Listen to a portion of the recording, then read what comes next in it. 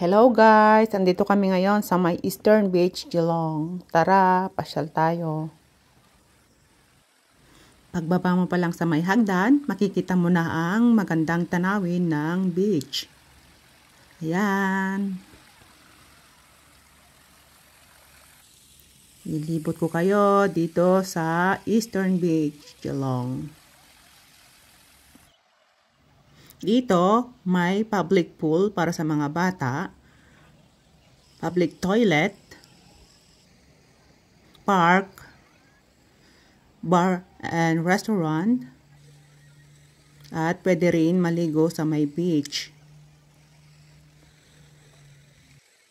Meron din barbecue pit area na pwedeng mag-barbecue at mag-picnic. Nagtitinda ng panghimagas at iba pa. Tara! Lakad ulit tayo!